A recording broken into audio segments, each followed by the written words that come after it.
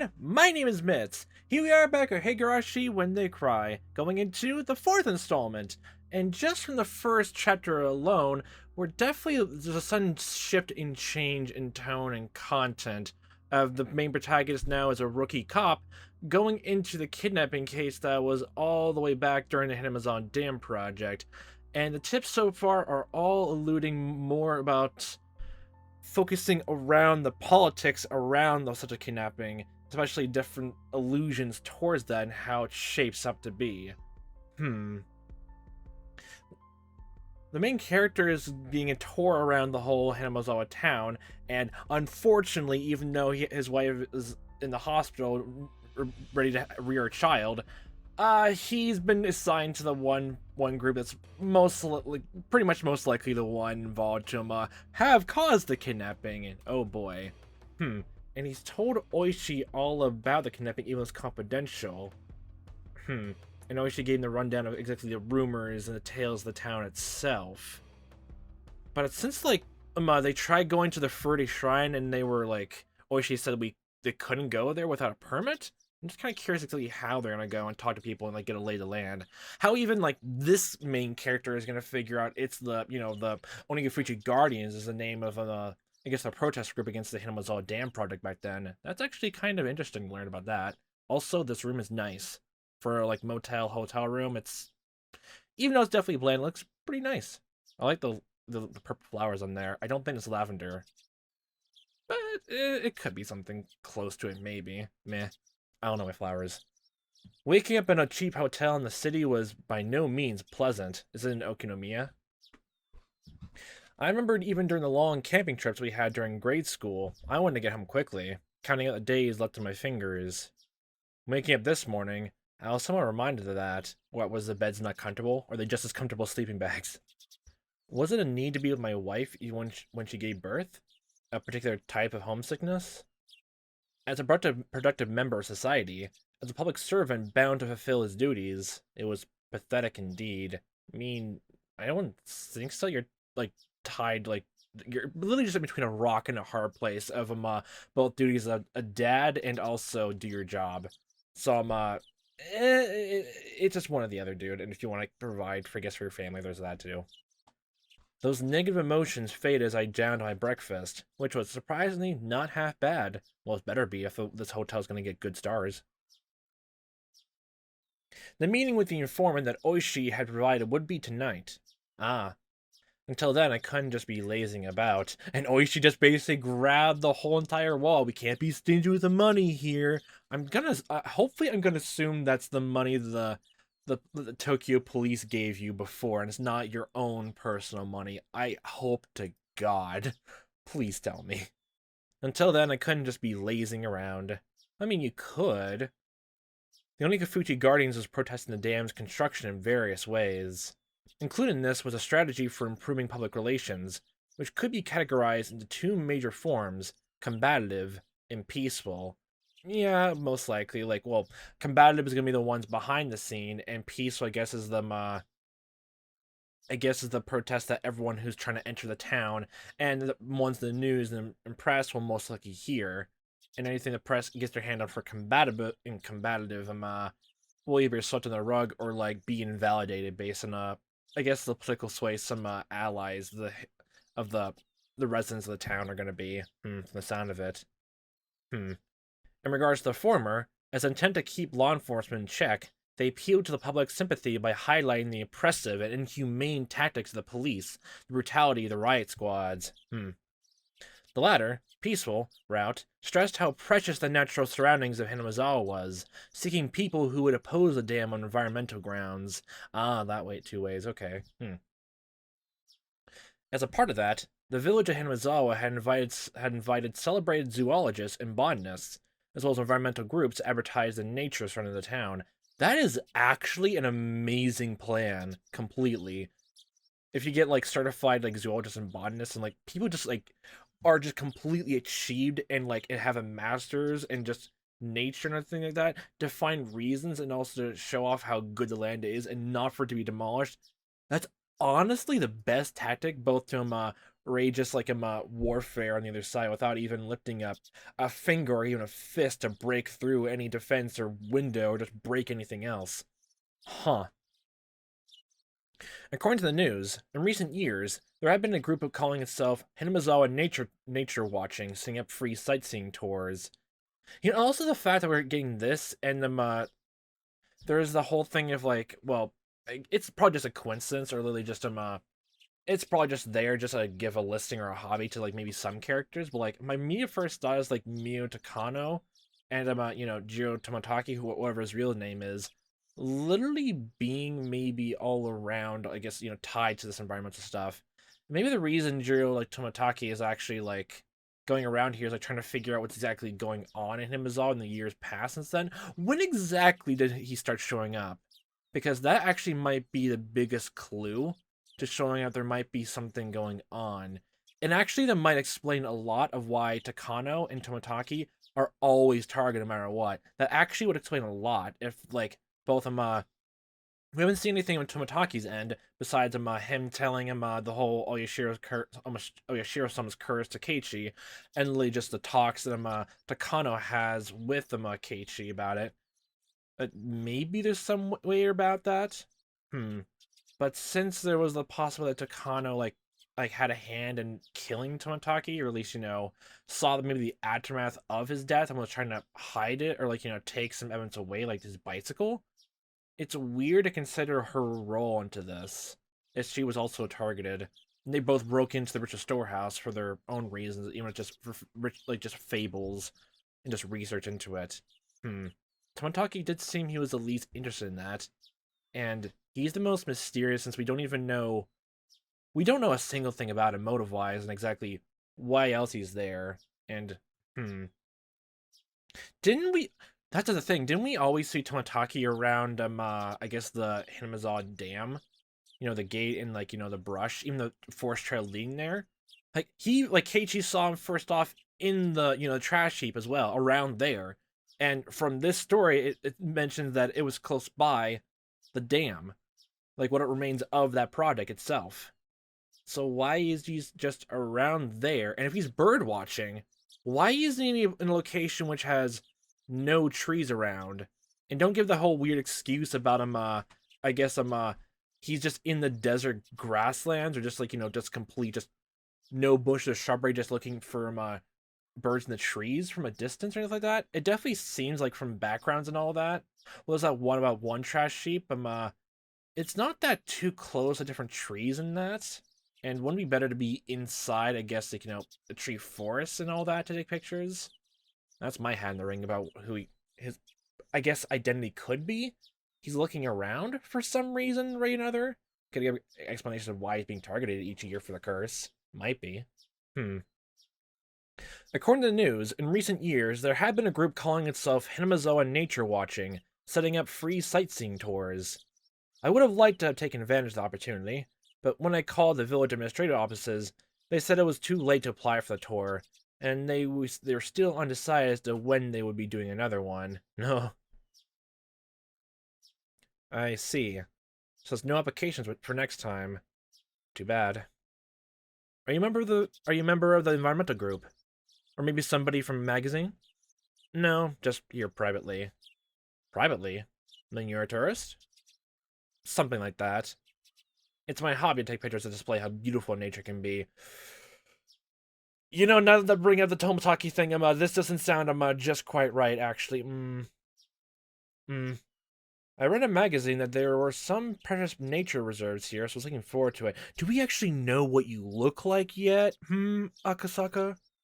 We don't really know what you look like just yet. Maybe. I doubt it, but like still, it's something. I knew there was an article that had something like that written in it, but I hadn't actually read it. Was this ad-libbed lie not going to work? However, contrary to my expectations, the person I was speaking to laughed happily. Then come. The village is a little busy right now, but you're totally welcome here.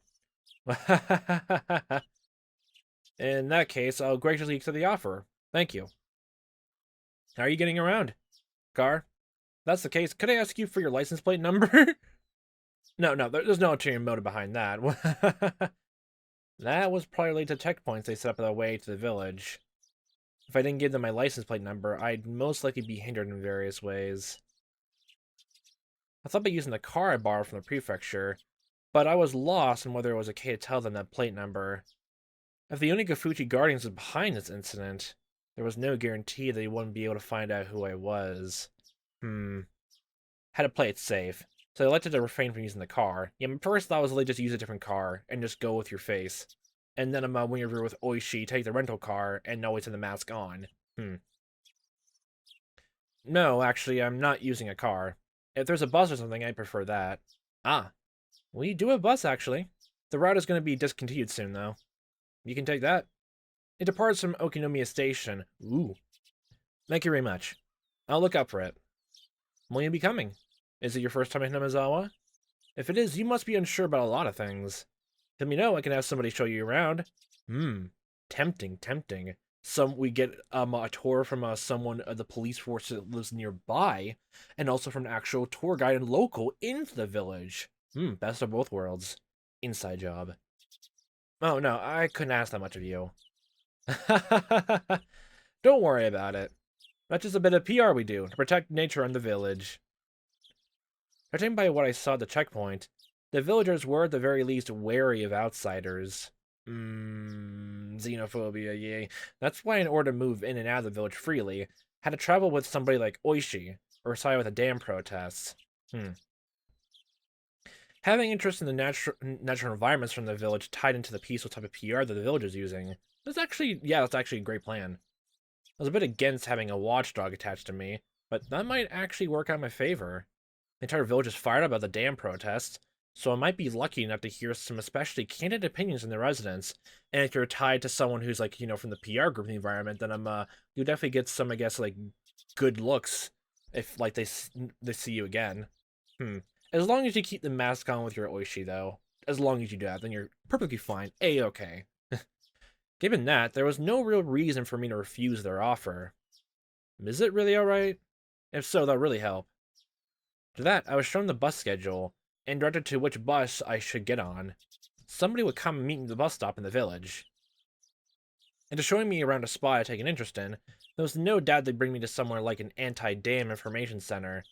Yeah, most likely. Then over a cup of tea, they'd try and indoctrinate me into accepting their principles and beliefs. Well, if that was their aim, there'd be a lot of freebies involved. The world is about give and taking, after all. Give free Girl Scout cookies. I couldn't be going in a suit. I pulled some plain clothes in my travel case, and changed to something more casual. My immediate first thought was just some stupid Hawaiian shirt, like something bright and flashy.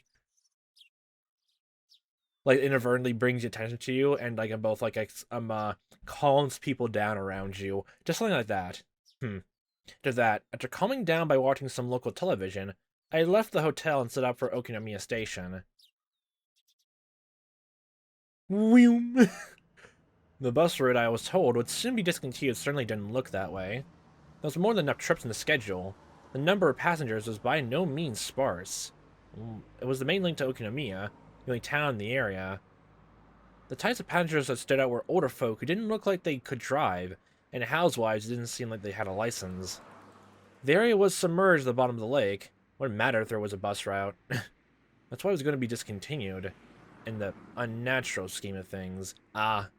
Basically, if the damn thing goes through, even against all their efforts. I could catch a glimpse of the government's intent in cutting off their means of transportation to bully the village into emptying out sooner. It makes sense. According to the documents, talks between the Ministry of Construction and the locals broke down quite early. The government decided from the start to take an aggressive stance on the matter. It was like the fairy tale with the north wind and the sun trying to get the traveler to remove his cloak. Even their bullying had meaning to it. The reason why the Onikafuchi Guardians resisted so violently was because the government was doing unseemly things like that. I was somebody who lived in Tokyo, so for a village or two out in the boonies like this to be submerged didn't seem like a big deal.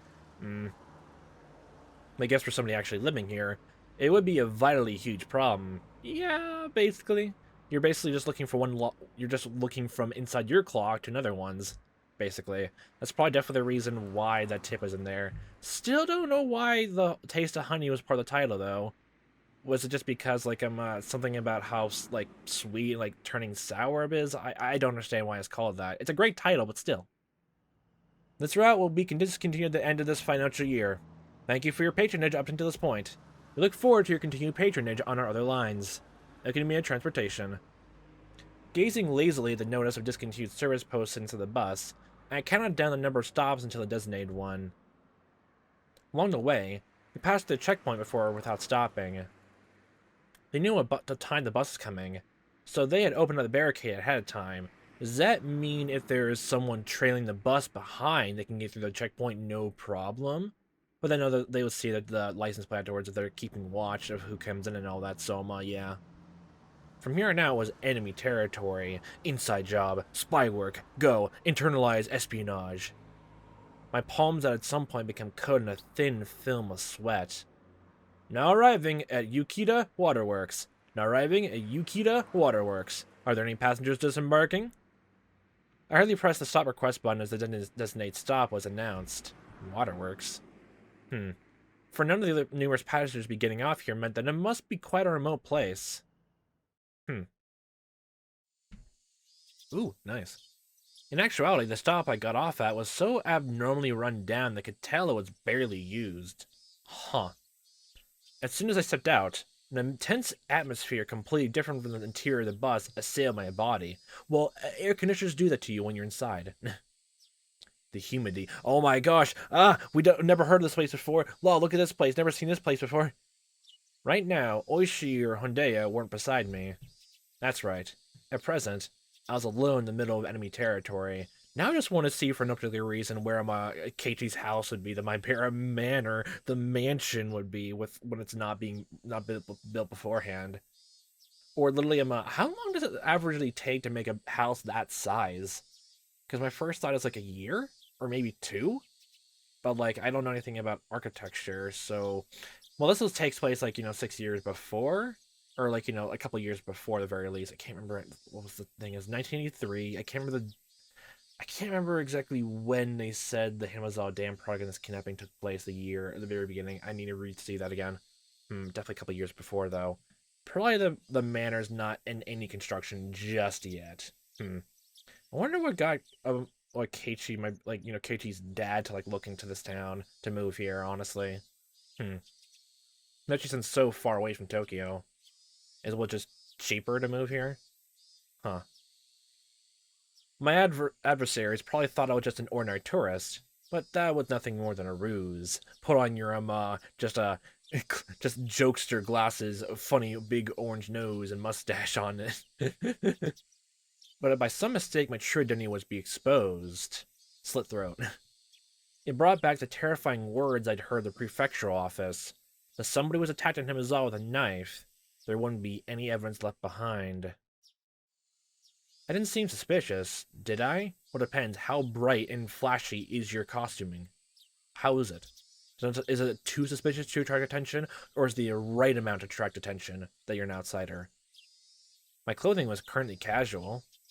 Exactly the type of clothing that a city slicker that reviewed the countryside as wholesome getaway would wear. Okay, good. A camera and a knapsack. Inside were various things needed for hiking. It was still only June. Maybe it was unusual, but the sun was shining down like it was already the middle of summer. The fact that I didn't bring a hat must seem odd. No, it wasn't something to be concerned about. It's alright. I was just a normal tourist. Just normal. The reason why I didn't bring a hat was because, why? Why do you need to bring a hat on these? Was there anything suspicious about me? You're too well-groomed for a hiker. Asking that, as I turned around to look at the bus that was departing. Hi. All the passengers by the window were staring down at me silently. They were staring right at me, as they seen right through my proud little outfit. Just staring.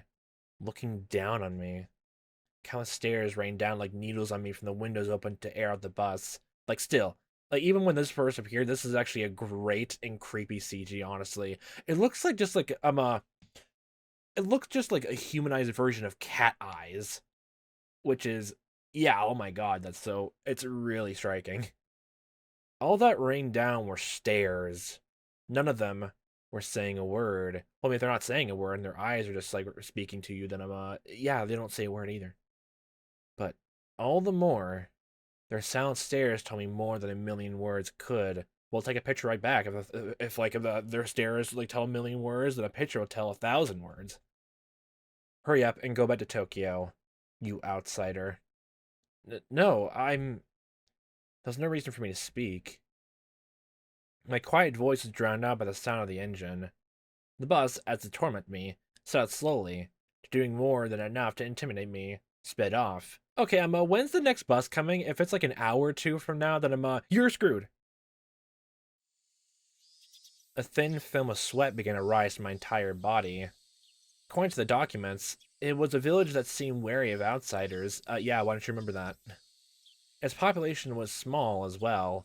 Yeah, so then it can immediately spot an outsider from miles away, even from satellite imagery, even though that doesn't exist yet. If they saw an unfamiliar face, they would be quick to identify the face as an outsider. On top of that, nobody else had gone off at the stop. It was a bus stop that they normally just passed on by, which means that's why everyone looks at you. Yes, yes. Somebody actually getting off there. There's no doubt they had drawn some attention. But this wasn't a slip-up. They were the ones who directed me to get off at the stop. There was nothing to worry about. That's all part of the trap. I knew that I was just nervous, since this was my very first undercover assignment. My more seasoned colleagues referred to us as the new generation that didn't know how to lose their cool. That wasn't true at all. Whew. In order to calm my breathing down, I exhaled the unpleasant air residing in the pit of my stomach. I couldn't help but pray that my apprehensions would disappear like the white cloud of exhaust expelled from the bus. There was a small shed there to serve as shelter if it rained. It was there I decided to wait. A small shed. What happened to the goddamn bus stop? Where's the shelter of that? Inside the shed, one wall was plastered with posters advertising the dam opposition efforts. It was like the heartfelt screams of the villagers were recorded in that wall. Inside the shelter, I felt an inexplicable pressure. It wasn't like I had any real relation to the dam project, but still made me feel hesitant about being inside there. You don't know anything about the damn project. The posters are screaming for you to understand them. Relive them. Become indoctrinated. Let the propaganda ooze through all your veins into your brain and down into the soul of your heart. The Kokoro. That's the only word I know. Just is the Kokoro actually the word for soul or for heart? I remember seeing someone trying to do their own take and like translating, I guess, the Japanese version of one game that comes up once or twice in their own version of trying to localize it. I'm curious. Huh. It wasn't like I had any real relation to the dam project, but still made me feel hesitant about being inside there. That was just how filled with the force of denial that space was. So filled with denial that no trees were growing anywhere near this place. And inside the uneasy space was a girl. Hello, is it someone we know? Oh, hi. It's just me or like okay, Rika, your limbs are way too thin. You look like almost like a skeleton. Inside the shed covered in words written in broad brushstrokes berating the policies regarding the dam and calling for action, was a girl sitting there with a drowsy gaze as if half asleep. The two images clashed so much that I could only stand there dumbfounded for a moment, trapped in such a surreal environment. Huh. If I stepped inside, who knew what kind of oafish noise I would actually make? I couldn't be disturbing this girl's slumber like that. Okay, crisscross applesauce in the ground outside. Having thought this, I gave up entering the shed. It was just a sleeping kid, so why was I so worked up about it? Look, the little kids are the perfect informants, honestly. It's gonna be funnier if, like, one of the informants actually is the character we know in the main game. That's gonna be funny.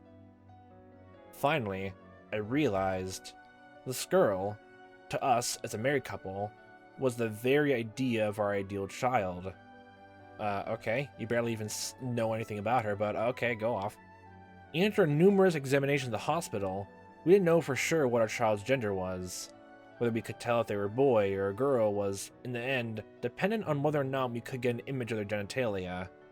There was, of course, no guarantee that it was a girl, but the way things they were, The possibility was high. I mean, I guess. Even so, Yuki had been saying the chances that it was a boy or girl were even. I mean, technically, yeah. But my heart, I had already decided that our coming child was a girl. Since the day I decided that until now, it was so fun to imagine how our child would grow up that I couldn't help myself. Amongst those numerous imagined forms, the one that I thought to be the most ideal had materialized right in front of me. Okay. Of course, a little of it was due to circumstances. My ideal image, her hair would be in the short side. Okay. The girl in front of me, though, had long hair. Okay, I'll stop you right there in case you go even further on to some ideal child thing. Don't put so much effort in, you want your kid to be this way or that way, please. It's gonna save you a lot of hassle in the future. It was almost if somebody taking my ideal and made some small adjustments. That's because they're trying to get you. They're trying to get you from the inside. They know your brain this closely. They planted her here. If something wasn't something unpleasant. Even so, I felt like I was selling her just by looking at her like that. If you've been staring at her a while, then yes. Honestly, creep. How old is Rika here, honestly? Like, I'm assuming a grade or elementary school student. I'm, 1983, so how old is she here now?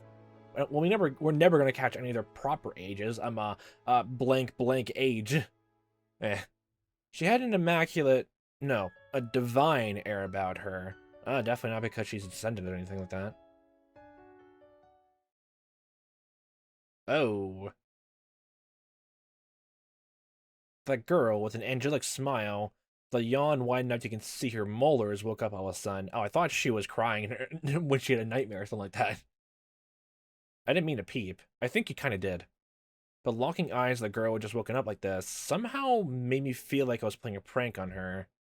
I wasn't doing anything shady, but it became flustered. Well, of course you're not shady, because you're in the sunlight. If you step into the shed, then you're even more shady. In more ways than one. The girl spoke. No, cried out? My god, you're so small. It's just because we're in, a taller perspective? Okay. Meep. Meep?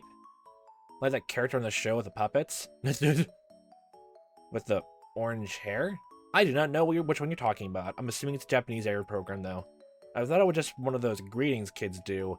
Meep! Finishing for a meep. That's the only thing that comes to mind now, trying to think about anything that comes from a TV show. Never actually thought about it beforehand. Wow. So in order to prove I was a suspicious person, I responded in kind. That's suspicious. You're speaking it. You just basically just yelled a swear word at her in her own language. It's like cats. If you bark back at a dog barking back, they'll look at you offended. Meep. Meep? Meep. The girl stared at me dubiously with a doll-like expression. Cute, but cold and hard to read. Well, I wouldn't be surprised. There was, after all, an unfamiliar man right in front of her when she woke up. Responded with meep when she said the same. Suspicious. You just made yourself even more suspicious. She definitely thought I was suspicious. Narrow eyes, anything, pulls a knife. Meep. Meep. Exactly, what are you trying to do here? You have failed the language test. We were both at a loss for words. No, the only one lost was me. You have failed her Morse code. The girl in front of me, as if inquiring about my motives, stared at me intently. In this silence, I felt like I was the one who had to say something first. Damn it, this girl was way better at interrogating somebody than Oishi. I'm not anybody suspicious. That's what someone who's suspicious would say. I'm... Nippa, Hoshi. Nippa? Nippa, Hoshi. What could I have only described as a cold expression suddenly blossomed into a smile, one that soon infected me? You might be familiar with the term angelic smile. To me, it was like that phrase was created just to describe the smile she gave me. The girl smiling while saying, Nippa, probably wanted me to return the favor in kind. Oh boy. That's right, this is a kid's form of communication, right? Having the other person emulate what you did was a rudimentary form of mutual understanding. Nippa, Hoshi. Nippa, Hoshi. It was a beautiful afternoon this early summer.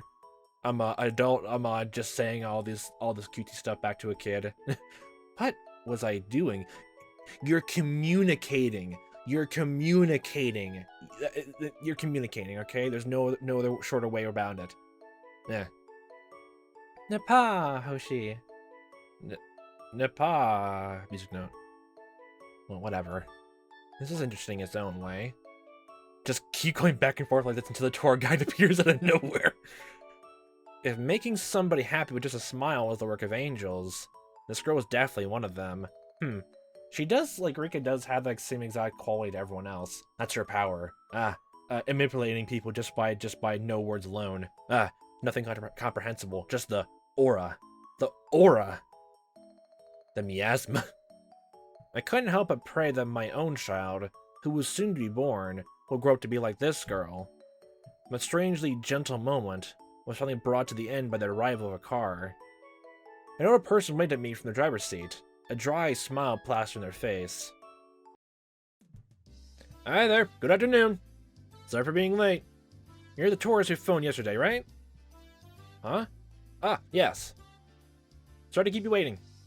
I'm running a little late, a little behind because of the farm. Hop right on in. Looks like the weather isn't going to hold up for much longer, so I'll show you around real quick. Starts pouring down rain right now. Huh? The weather? Itching is fast around here. Foreboding. Very foreboding. There'll probably be evening showers again today. If that happens, you won't be able to take any pictures. Come on, get in, get in. You know, you could use a newspaper to, like, take pictures then as well. Meep. Turning around, the girl was standing right behind me with an intrigued expression. Her body language somehow reminded me of a stray cat that followed you around and you played with it a little. So charming. Well, if it isn't Rika-chama. Praise be, oh boy. Napa, Hoshi. A girl named Rika with an immaculate smile. An old man praising her while rubbing prayer beads in his hands. It was a rather mysterious sight to behold. You got your first glimpse. So the girl turned her face at me, tilting her head a little in a cutesy manner. Seeing that, the other introduces me as a tourist who came to sightsee Hinamizawa. A young'un who came to the village for sightseeing. Step back! The girl, Rika-chan, said that with a smile as she clung to my arm. Well, yeah. I heard that this village is surrounded by a precious nature reserve, so I very much wanted to record that with my camera. I look like this. I really like to take pictures. Tomataki MK2. Okay, so Tomataki was definitely around here even since, like, in these damn days. Okay, nice, okay. Huh? Tomataki? Huh? Makino. Is it okay if I come along too? I couldn't. You could come along, Rika-chan, but there's nothing interesting to see. You should go play near the shrine or something. The shrine definitely was, I guess, an interesting place to end off this chapter as well. Every time that has the whole difficulty show off and the dulled background behind it, it's an important place. It's an important place afterwards. Meh. Meep. A distinctly displeased expression creeped across Rika-chan's face. You see that, Elder? You have displeased the new god. Being able to show one's emotions honestly in their faces was a privilege young children had. If it's not too much a problem, could you bring this child along with us? You're asking permission. When I said those helpful words, another smile spread across Rika-chan's face when they were Napa. It just clung to me again. Not bad at all. I want this girl to call me Papa. Okay, get your fatherly instincts out of here right now. No, father, dad, daddy. Okay, stop. Hoshi, God. What am I doing?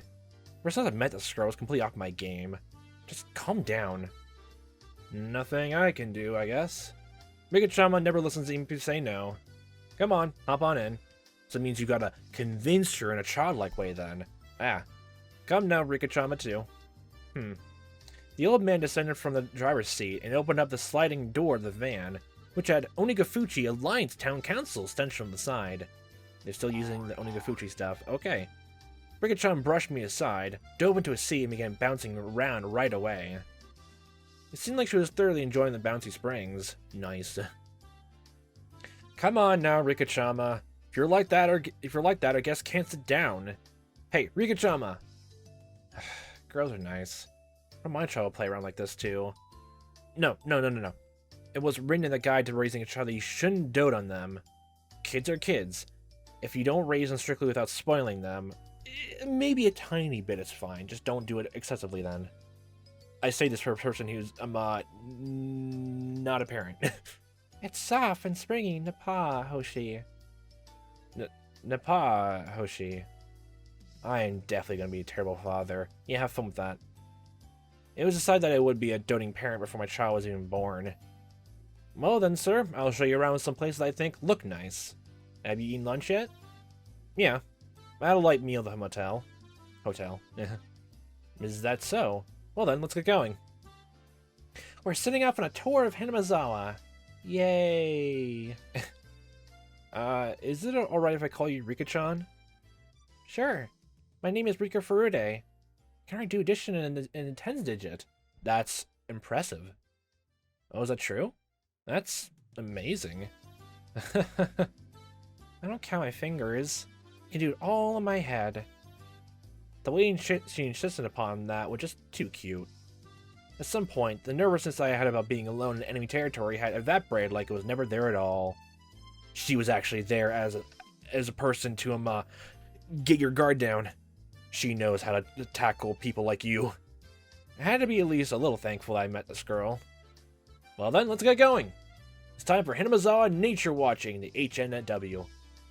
The old man stepped onto the gas with a great deal of gusto, floors it onto the ground, and rocket ships off the cliff edge.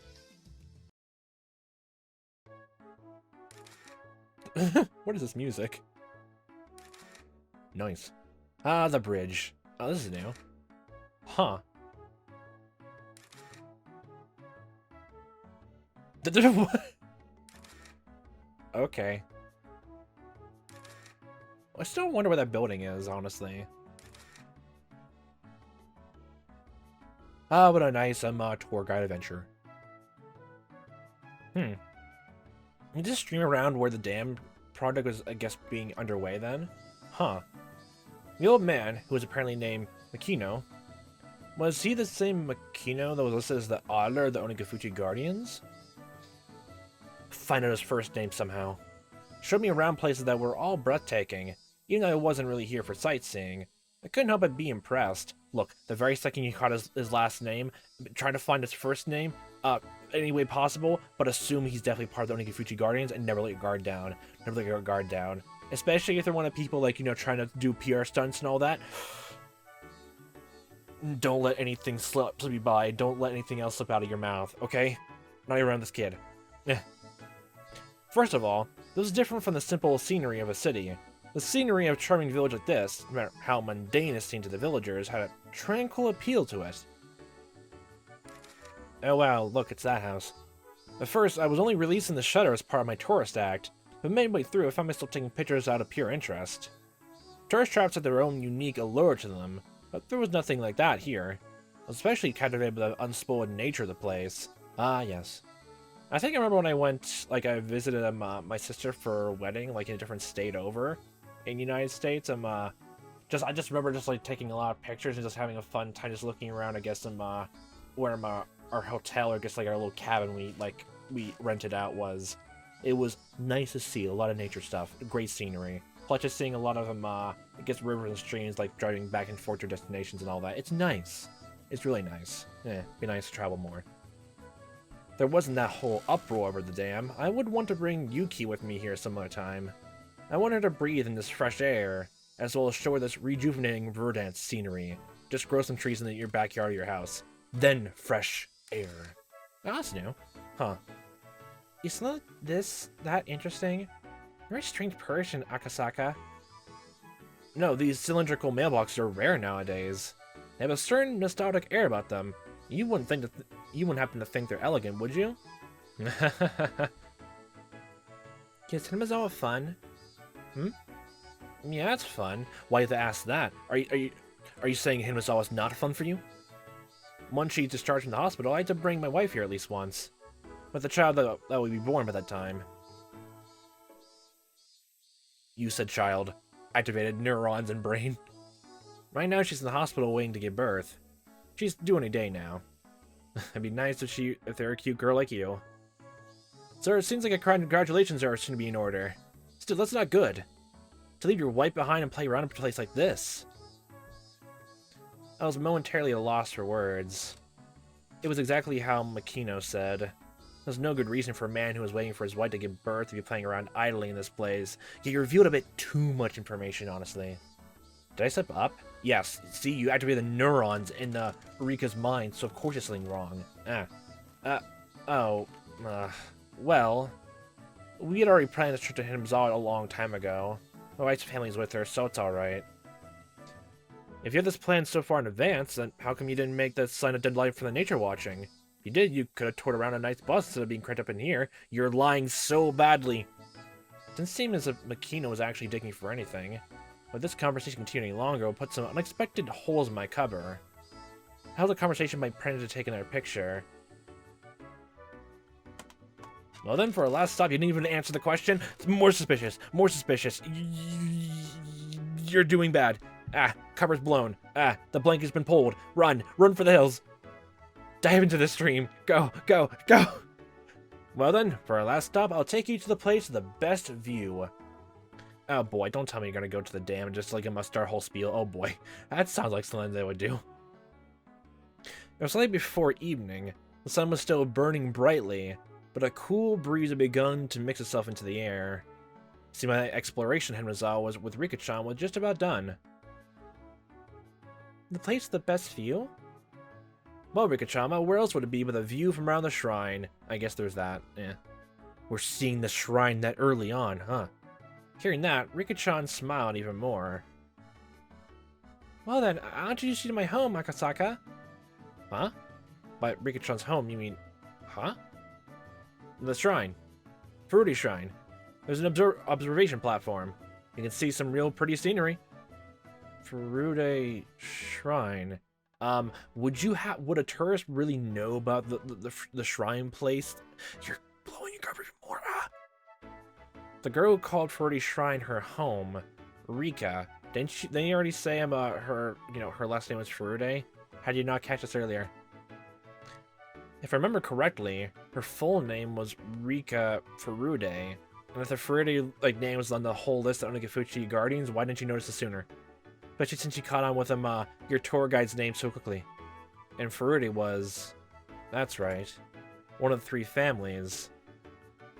Even though the Sonozaki family is said to hold all the extra power, it was still one of the old houses that held some authority.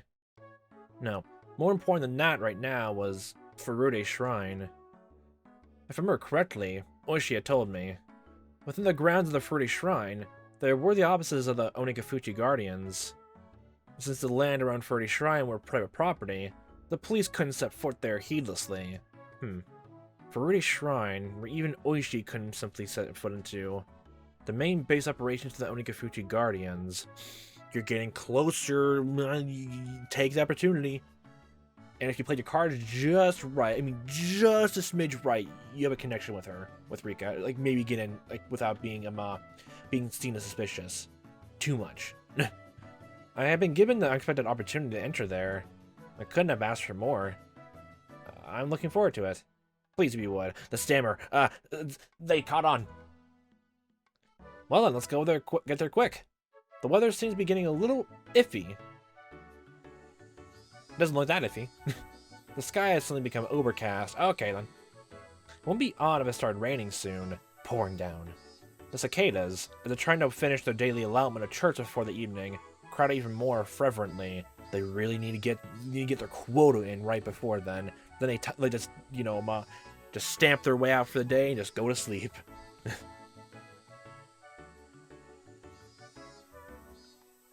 Well, in comparison to other music just listening like this, it's definitely more upbeat, and there's nothing, I guess, in the background, I guess, showing any other emotions, so just, yeah, it's nice, it's peaceful.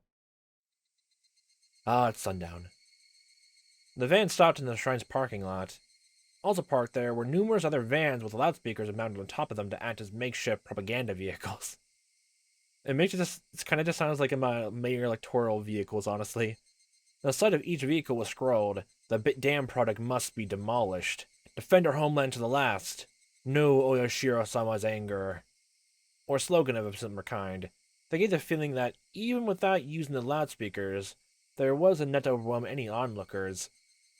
Wait, you just mentioned that this was in June, right?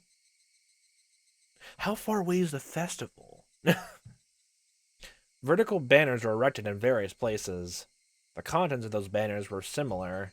They were all objections against the dam, or crude insults towards the government. There were horizontal banners, placards, and so on, and so forth, etc., etc. Oh, and of course, and etc. They proclaimed that without a doubt, this is the headquarters of the Onikafuchi Guardians. Well, I mean, you gotta, like, get some advertising in there, and this is the headquarters completely without a doubt, then, apparently. No wonder the police immediately found out where the headquarters were so quickly. They show off where their headquarters are, completely plain as day. For Rika-chan, however, this hectic place is also her home. Must be a nice, home life, then, around this, kind of talk, then. We've arrived! Yeah! I'm home. Rika-chan crawled over my lap and exited the vehicle first. Makino had noticed that I was looking at protest banners. The shrine also has the opposite of the anti-dam movement. For you, this probably brings with memories the anti-security treaty conflicts back in the day. Student movements against government policies, movements that bordered on terrorist activity, were at one time commonplace, if only in order to garner global attention. Students holding out in lecture halls, brawling with the riot squads that charged in. It was an age where wasting one's youth like that was widely considered a road to glory. Huh. It was slightly before my time. I'm not really an activist or anything. I studied without incident, graduated without incident. I don't really agree with the violence or occupation they use to protest the government's policies. Oh? You had quite a nice opinion there. You said the wrong thing. You said the wrong thing. You said too much about your opinion of this place. You're too much an outsider. They basically just put you on the hook. You're about to be put into the water and being eaten by a giant fish and just completely just decimated. Torn apart by sharks. If you have an opinion on a policy, vote for the candidate who shares your view, or enter the political world yourself and assert your beliefs in a lawful manner. That is the foundation of democracy. I don't think that's something you should challenge with violence. For a young'un, you have some fine beliefs. I saw that feeling of respect reflected on Makino's gaze, or he's lying. At that moment, something tugged at my sleeve. I had no idea what Okasaka was saying. If this was a couple years ago, I wouldn't either. Rika-chan, feeling like she was the only one who didn't understand the conversation, had a look of displeasure in her face. Don't worry, sweetie, we're talking about politics. My god. My expression was so charming, I had to keep myself from grinning like an idiot. It's often said that the father wants to spoil his daughter rotten. I think I understood that feeling very well. Sorry. It was a little bit hard for Rika-chan to understand, wasn't it, huh? Japan is a peaceful country, so you have to argue your point in a peaceful manner. You shouldn't resort to violence, in other words. It depends on drastic situation is, honestly. Yeah. No matter how much I explained, a girl who is just boasting of being able to carry digits over when adding things probably wouldn't understand. Probably wasn't something to talk about in front of Rika-chan anyway. So then, Akasaka. Face change. How do you think we should keep our village from being flooded by the dam? Even if I regretted my careless words, it was too late now. Here it was, the main headquarters of our organization, telling them their way of doing things was illegal.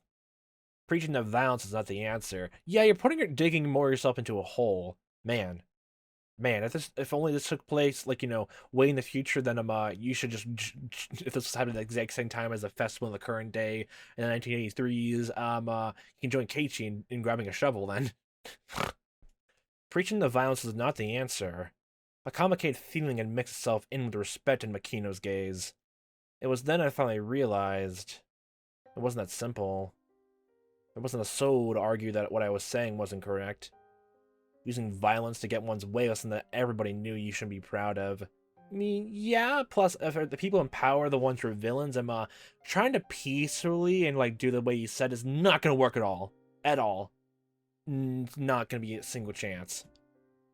However, right now, Hinamizawa was in a predicament that couldn't be overcome with a peaceful means alone. The legality of the Hinamizawa Dam project, the efforts of the various propaganda campaigns enacted by the Onigafuchi Guardians, was being called into question. They further strengthened their campaign. They might be able to suspend or change the construction plans. But that was at most just a possibility. The government proceeded with the construction as planned. It wouldn't be long before this place at the bottom of the lake. It definitely seems like, since we're going to this, like, sometimes, like, honestly, like, if, like, even the most peaceful ways of handling things, if they don't work, what is the next best thing, honestly? If you try to do everything in the most peaceful way, or, like, tell everyone what's happening, or, like, someone higher empowered, like, try to get some conversation going and all that, and still nothing is done, what do you do then? You just wait and see, like the last chapter basically proclaimed the theme is to be? I don't think it'd be that simple, especially something you really passionately care about. And actually thinking about it, honestly, even by the very end, even with Keiichi, like, doing what he did of, like, properly, like, I guess, trying to kill him, quote-unquote, Tepe Hojo, the child consultation services never arrived. Even then, until the Great Hinamizawa disaster happened in that installment, they never showed up again. Even though we did get that, we seen the emergency tip that they did notice something wrong was happening, but still nothing was done. Even people who knew what they could, even though people who knew exactly what to do in the situation, couldn't do anything. Because of what happened beforehand. It's not that simple. If the government proceeded with the construction as planned, it wouldn't be long before this place is at the bottom of the lake. If it wasn't for the unstrained resistance of the residents of Hinamizawa, this place might already have been underwater. We can't live anywhere else other than here. We can't live in the city. The words of this remarkably young girl were all too accurate, carrying with them the screams, the hearts and minds of the residents of Hinamizawa. Of course, there was nothing I could say to respond to that. I can only respond to Makino and Rika-chan's heavy words of silence. Well, I'll say this much, from what you said so far, it makes you kind of sound like you're actually out of your depth here, and you actually are a tourist. So let's give you props for that. Just don't overextend your welcome with that. Don't say anything else. Just play in that same pretend way you don't know anything's happening in town, and keep that to your chest. Keep that persona on. Keep that mask and facade up, metaphorically speaking. Keep the mask back in your hotel for the time being, please, right now. I'm sorry. This isn't a problem the outsider should lightly just poke their nose into, is it? I apologize. Makino, unsure of how to reply for a while, can only laugh pointlessly. It's nothing that concerns guests that make their home somewhere else. If you enjoyed it here, please tell your friends that Hinamizawa is a wonderful place, please. If word spreads to dozens, maybe even hundreds of people, then that ridiculous plan to submerge this place at the foot of a dam would eventually fall apart. He followed that with a smile that said, "Please don't think much of it." Makino letting me not worry that much really was a stroke of good fortune. Becoming infatuated with the idea of making friends with a little girl had made me completely forget my apprehension of being in enemy territory. See? Exactly! She was there to lower your guard. Perfect tactic. Perfect tool. Being reminded of this right before I was going to step foot into their headquarters might have been a good thing. We had this exchange in the middle of their office. There was a short-tempered youth in there. They might have come at me. Thinking of how extreme they were, in the worst case, my life could have been in danger. It seemed I looked quite despondent at that moment. Makino, thinking he had said something wrong, became flustered trying to think of a way to improve my mood. I was just a bit careless just now. I'm very sorry. No, don't worry much about it. The sights you showed me around the village were all beautiful, wonderful places. I really do want to come here one more time. This beautiful village is going to be submerged at the bottom of the lake. I can understand why you would fight so desperately. I had somehow managed to use my despondent look to change the topic in my favor. For a bit, Makino returned to his usual high spirits. He seemed to believe I completely sympathized with his point of view. Now, let's leave the talk of that for now. There's a place around here with a really great view. Is that the I guess it's the place where Keiichi and them had the picnic. I guess like them that small I don't know what to call it. I guess something like a smaller shrine box that was like a passing away. It was something that even Keiichi and Shion like passed by like to see him Takano and Tomataki like breaking into the ritual storehouse. Maybe there actually? Or at the very top that's overlooked the entirety of the town, again, where the picnic happened, the very first installment. Let's go, Akasaka. We Rika-chan, seemingly happy to be free from all the boring and gloomy adult talk, bounded up the stone steps. There was no real need to run, but in order to catch up with her, I also darted up the steps. Okay. Ah, yes, here we are. Replacing one installment of we find this little girl dead. There were several tents belonging to the town council erected in the shrine grounds. So the tents were several folding tables and chairs. A number of the older town council members were livening things up with chit-chat. They weren't saying anything incendiary, like the dam project must be destroyed. It was just some relaxed, idle chit-chat between local geezers. The normal sort of charming scenery. And we're back here. At the entrance of a shed that looked like a meeting place, there was a large sign erected, with Onigafuji Guardian's headquarters written in bold brush strokes, the OG headquarters. That was their base operations. Also, I realize this now. The pot right there with the comma thing is funny. Like, I definitely think that's definitely meant to be some like more spiritual symbolism. But after what I just seen of a demicolon almost like, it's funny to me. Demicolon, just English grammatical term, just you can basically just put anything afterwards, like a large sentence fragment or something like that. You just could literally just put anything in there to be grammatically correct. It's just funny to me. It's like the be-all, end-all, just freebie for English grammar, which is hilarious. Man, why isn't it on the English keyboards? I want to be seen more and just see how ridiculous sentence can get. Complete run-on sentences for paragraphs and paragraphs and just pages and pages and novel lengths at a time. That was their base operations. To be honest, it was a bit of a letdown. If you asked what I'd been imagining, this is a bit embarrassing, but I had thought it would be something much more dramatic. Not all things can be that dramatic in life, okay? With barbed wire fences and barricades, I'm pretty sure that's the location of the dam right now, based on everything that's happened on that side. Yeah, have fun. My first impression of the place, though, was completely different from that. It looked like a simple backwater town hall. Didn't look like anything other than exactly that. The old folks who were chatting had noticed Rika-chan's presence. The prayer beads are now out. Well, if it isn't Rika-chan, it's time for little kids at home. This is my home. Just completely roasted immediately. You should head on home, Rika, but I live here. They guffawed, since she wasn't wrong. From that exchange, I can tell that this Rika Fruity girl was loved by everybody. Oh, okay. Huh, we're getting you. Kichiro.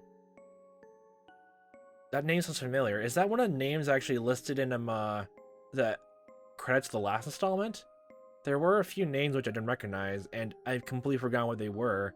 I only just have the vague machinations of what they were in my mind right now. Makino-san, who's that? The tourist you phoned? That's right. This is the mayor of Hinamizawa, Mayor Kimiyoshi. Oh! Oh! You're the facade person. He smiled brightly, but there was no mistaking he would be scary if he got angry. By the looks of things, this old man was the president of the Onigafuchi Guardians, none other than Kichiro Kimiyoshi himself. Goddamn smile. Welcome to Hinamizawa. What do you think? It's a quiet and relaxing place, isn't it? Yeah. I was able to appreciate a multitude of beautiful places throughout the whole day. I'm thankful for being granted this rare opportunity. Even though you're one of those young'uns, you're quite the gentleman. Kichiro, I want to show Akasaka a cool place. Thinking the formalities between myself and the mayor had gone on for too long, Rika-chan butted into the conversation. That was a short conversation they had, though. For her to call the mayor by his first name, that was a little strange, but none of the villagers seemed to mind. A girl of a fruity household, one of the 3 families. She was probably different than the average villager. Emily raised up. Ah, back away! No! Every time. Akasaka, over here! Personal space, boundaries, go away. Rika-chan tugged at my sleeve. Not resisting, I allowed myself to be pulled over. And waiting for me was a magnificent view. Yes. Oh, nice. This is amazing. It was an observation deck that looked down on the village. They, knowing this was the best view in the entire village, kept quiet as I stood there, awestruck. I was holding a camera, but I completely forgot to even glance through the viewfinder. You're putting the starry-eyed tourist thing to, like, in great, perfect persona right now. You're living the persona. This view, no matter what kind of film it was printed on, it wouldn't be able to show everything. If there was a way to explain it, it would only be what I would be able to put into words. Just such a breathtakingly spectacular view that I struggled to find a comparison. For a while, I was awestruck. I could only stand there and wonder. A cool breeze helped abate the heat rushing through my body. That comfortable sensation also left me speechless. Rika-chan, who had been holding onto my sleeve the entire time, spoke. This is my favorite spot. And she said that, he showed me another adorable smile. That smile seemed very fleeting.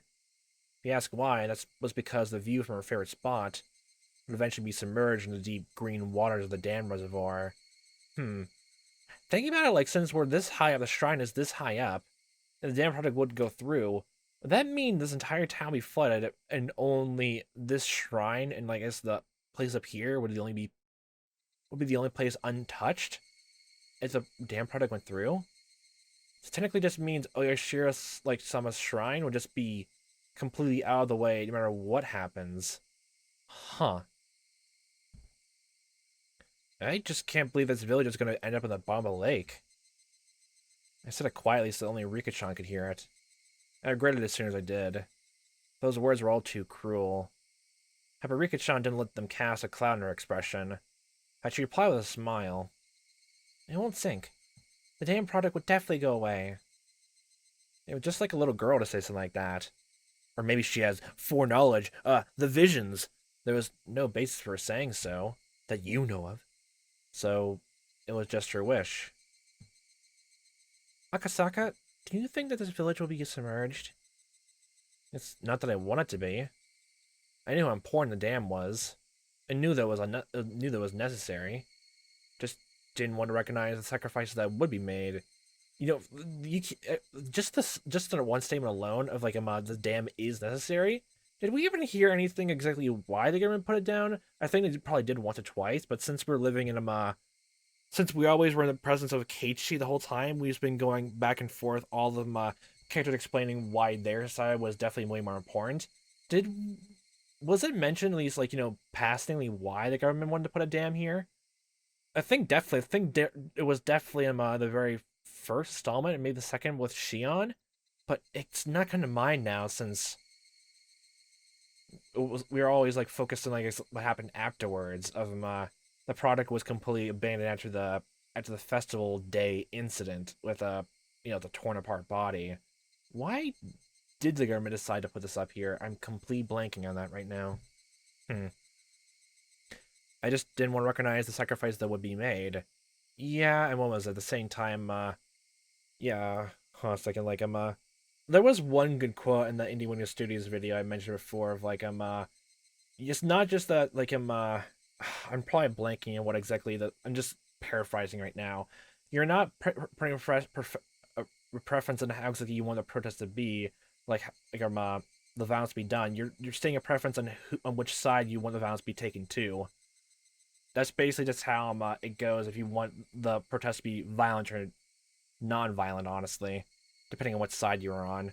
I'm probably just take it with a grain of salt. I'm paraphrasing that line, but, like, I definitely need to watch that video all over again. It was really interesting. I just didn't want to recognize the sacrifice that would be made. I agree with the product in general, but couldn't agree with some of the details. If it meant that this girl's beloved scenery would be taken away from her, Might be able to object to the dam. Might be able to ignore the interest of the nation, development of Japan, all for the sake of one girl's smile. Not really much of a humanist, but how sentimental of me. Now you're one of the for the good of the many people. I see. It won't. It won't be submerged, because the dam product will soon go away. Her words weren't just hopes and dreams, but were seasoned with a hint of resolve, as if she was talking about an unchangeably predetermined outcome. As surely as the sun rises in the east, it'll be gone soon? Wanted to ask her why she believed that, I turned around. Yes, it'll be gone. What makes you say that? Well, you see, she seemed to want to answer, but as though unable to find the right words, she swallowed back what she was to say. Regardless of what Akasaka does, you're dodging the question. You know exactly what has gonna happen. You know what's happening. The damn project will end this year. It's already been decided. The most ominous line so far. That was a lie. No, you are trying to put your own propaganda on here. Something like that had already been decided. The Onikafuchi Guardians would have no reason to continue existing. Or they're waiting for just the right opportunity, just the right time, honestly. From my point of view, it was like they were doing nothing more than throwing themselves into an endless battle. They knew the damn project was cancelled. They'll feel much more relaxed around here. This village, though, could hardly be called relaxed. For evidence of that, I just had to remember how charged the atmosphere was at the checkpoint, or the bus stop. The villagers, their misplaced resolve, were still fighting. Misplaced resolve? I'm kind of curious of the line now what he said. How would you say would be the best course of action to go through if you were thinking in the Hinamizawa like resident side? How would you say they should handle this? I'm kind of curious. I am really curious, dude. You're an outsider, and you definitely like saying like no, like you go for the violence is wrong territory here.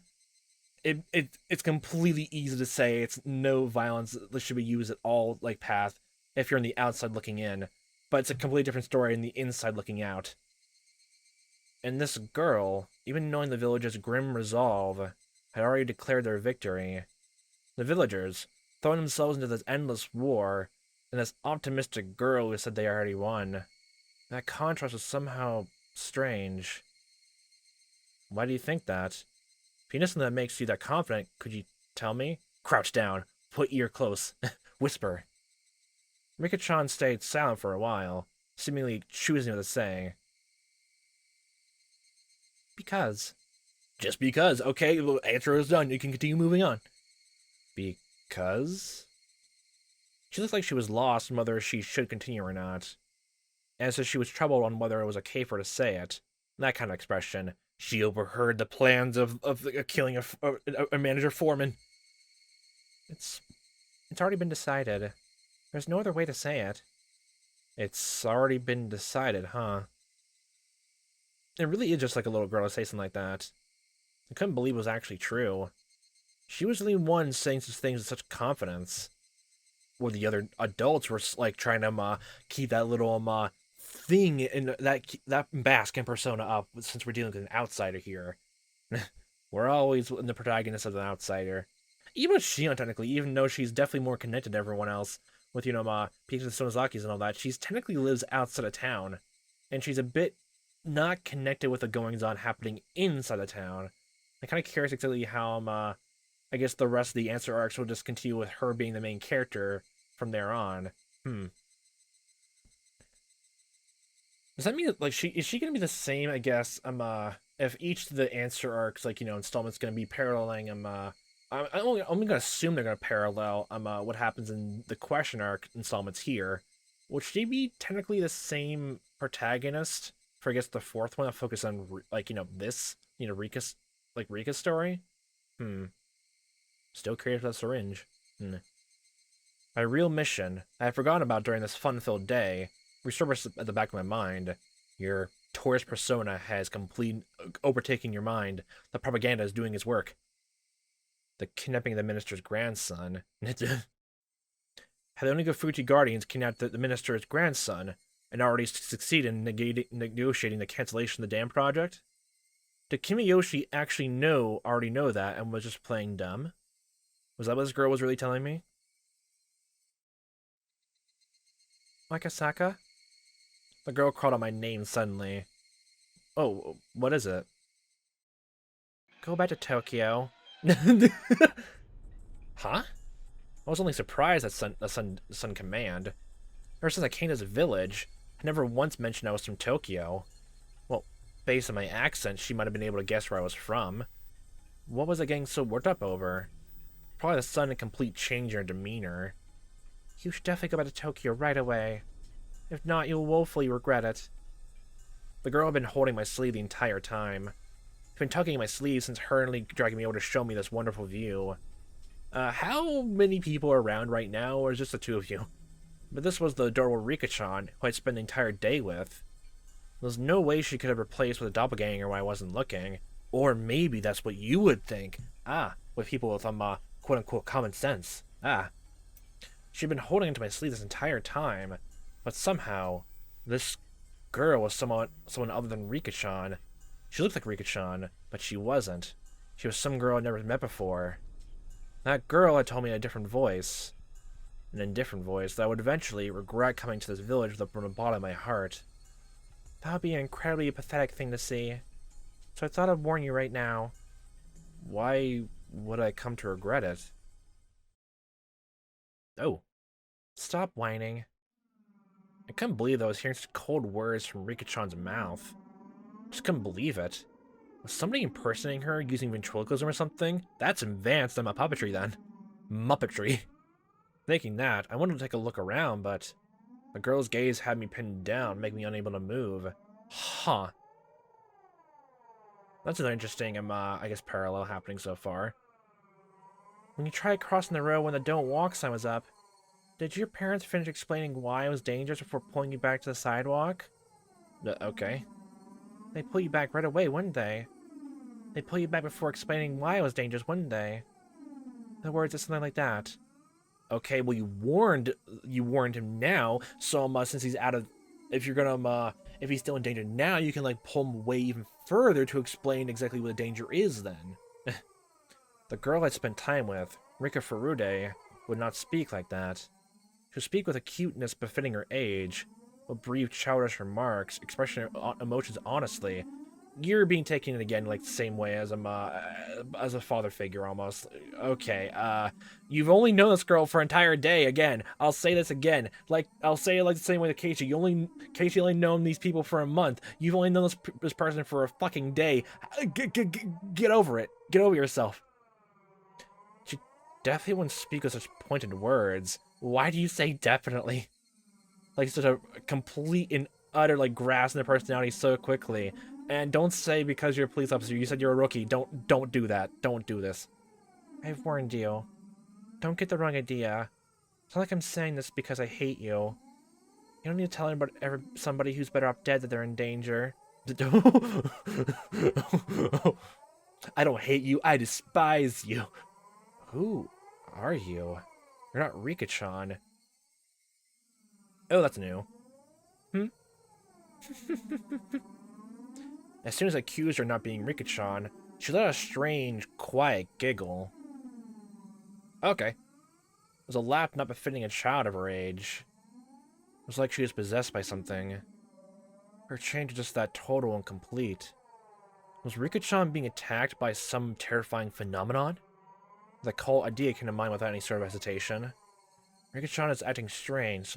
Somebody help. Huh. Interesting that the main character gets another lowdown of superstition in this place and then immediately starts thinking that way again. Huh. Thinking about it. Actually, like, what was I thinking back on it now? Huh. It definitely is that whole way again. Like, even though I don't think Keiichi learned a single thing about Oyoshiro-sama's curse before, the festival and all, but I guess, like, besides one or two things, like,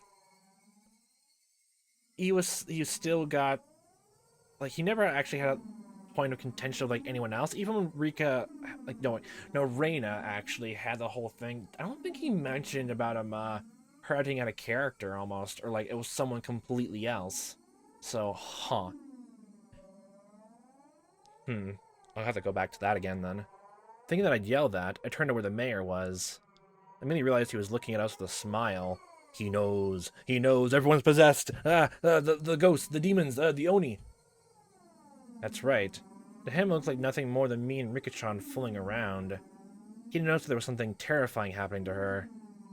Or if he does, he's saying like, go on, keep saying all this. Akasaka is such a coward. The girl had obviously grasped that I was afraid. Noticing that and calling me a coward, she laughed again. The cackling girl, approaching me in such a strange manner while still laughing, lost her balance and fell flat in her face. Oof! Rikichan fell down. Just that imagery, just like I'm a little kid menacingly walking towards an adult, just like a JoJo stance, and all of a sudden, trip. I love that just said. That's just so funny to me. If it was just a while before, I would have extended a hand to help her up without hesitation. But now, extending a hand to this ominous girl who looked like Rikichan but wasn't, required a bit more courage than I had at the moment. Meep. The girl cried out thus. She then squirmed upright and dusted herself off. Afterwards, she looked around restlessly as a blank expression crept across her face. You've got to be kidding me. Was she making fun of me? That way of acting, as though, after being possessed by something, she had lost her memories of what happened. Finger guns. You're joking, right? Rika-chan? Meep. I don't know if Rika-chan heard me or not. Just cried out like that, as if questioning herself. Oh my god, that actually could extend to him if like Keiichi and the tape was actually like possessed the whole entire time. Like for the whole thing there. He then would immediately forget about the Tantan Tepe's life then. But then why did the whole thing of like making Keiichi possessed and do all that and like putting a lot of effort into that? Oh. Just to upset Sadako even more. It's literally just a whole thing about trying to make people suffer. Okay, but why? Why? But why? Exactly. Hey, mister! Rikachama too! Tea is ready. Is it wormwood tea? Best tea. There's some snacks too, so please come and have some. Fruit snacks. An old lady wearing a smock was waving energetically from the entrance to the office. Hearing that there were snacks, Rikachan's expression changed, immediately hyperactive. Yeah! Yay! Yay! A carefree smile. That was a familiar smile. The one that belonged to the embodiment of my ideal daughter. Any hint of the creepy girl that was just there, spouting sinister words, had vanished. Come on, Rika-chama! Wash your hands first! There aren't any manju here for dirty hands. I'll wash them real good. By me, airplane, rule, just arms extended, running towards the... Rika-chan responded with vigor, running off to the washing station that was along the side of the office. He stopped halfway, turning around to call to me.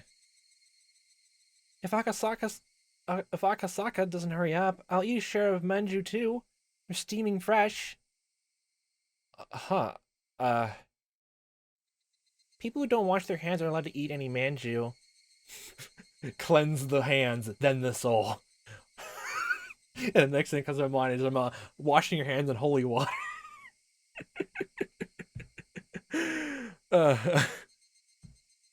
Matter how you looked at it, that was Rika-chan.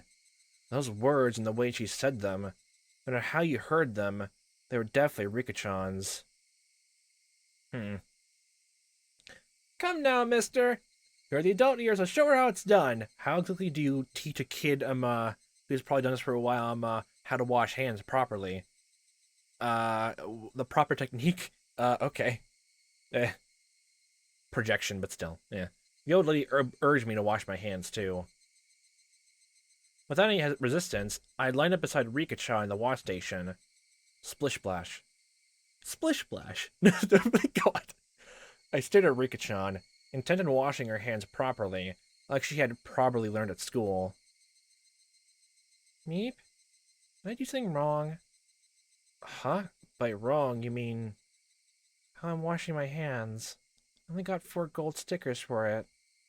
I'm probably bad at washing my hands. You're not doing anything wrong. If you're washing them that carefully, that's more than enough. But it's not, Akasaka. If you don't use a brush and clean out the dirt underneath your fingernails, you won't get a gold sticker. Do people have a nail brush for that? That's something new for me. Uh, okay. Was I taught wrong all my life? Um, hmm. Rika-chan, you're very diligent. That's something to be proud of. Napa, Hoshi, I was praised by Akasaka. Yay! No matter how you looked at it, it was Rika-chan. There was no trace of that girl from before. Exactly what was that sinister girl? Rika-chan, what was the meaning of what just happened now? Just now, you told me to go back to Tokyo, didn't you? Did I say that? I was at a loss for words. She remembered what that girl just now had said. I already came to this theory before. Like whatever belief thing as a cult that could happen. Well, you believed it for a second, and you decided to keep in your mind when you first heard about the occult stuff from Oishi. So, get that little statement thought out of here immediately. Strike it from record. Strike it from the logs. Cross out. Like I would ever believe that Rika-chan could be possessed by that strange girl and say those creepy things. Rika-chan, you definitely said that. Pulls that tape recorder. Meep. Her expression told me that, despite my saying so, she had no idea. It must be also terrible if, like, you got possessed for a while and then, you then realized, you don't remember anything that happened in the last couple minutes. Or solid days. That must be absolutely fucking terrifying. Thinking about it. Oh boy. And just thinking about it again, if that was the whole aim of, like, putting false memories in at some point, like a possession, if that's what's happening, then why then just leave the whole thing of, like, Keiichi and all that?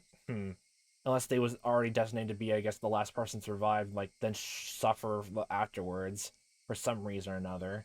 I'm really doubling down the suffering theory now, just thinking about it, huh? She wasn't playing dumb. She actually didn't know.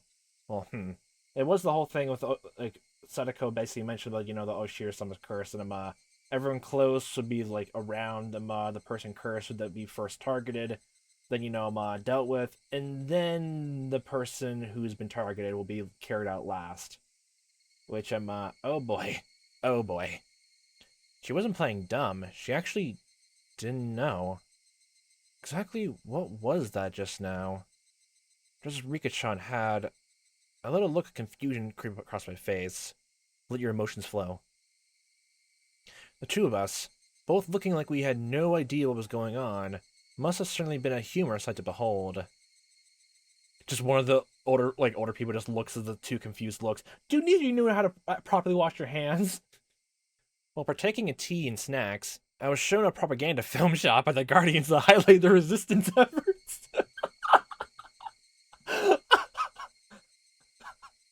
It was gonna happen at one of these points. It had to, but it's still hilarious.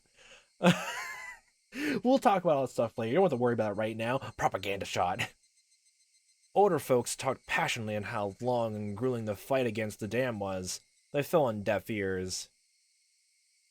I was transfixed by Rika-chan, who had heard these stories countless times before and was nodding off. Eventually, Rika-chan noticed I was staring at her, and smiled as she rubbed her eyes. That smile was Rika-chan's after all. There was no hint of that sinister shadow, the ominous shadow which never should have happened, appear in the dusk. After that, my unreasonable fear of Rika-chan lessened with the passing of time, but I could by no means forget what had happened. Eventually it grew dark. The mayor said they had prepared dinner, but I said I would come back again tomorrow and take my leave. Had to return to the hotel and file my regular report with the section chief.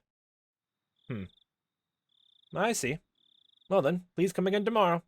If you phone, we'll send somebody to pick you up right away. I appreciate your hospitality. I'll probably come again and enjoy myself tomorrow. Yes, please do. It seems like Rika-chama has taken a pretty big liking to you. Akasaka, are you coming again tomorrow? I finished our 5th period, so if you come around 3 o'clock, that would make me happy. You've made a connection. You can get more intel from the inside. You have inside information now. Take it.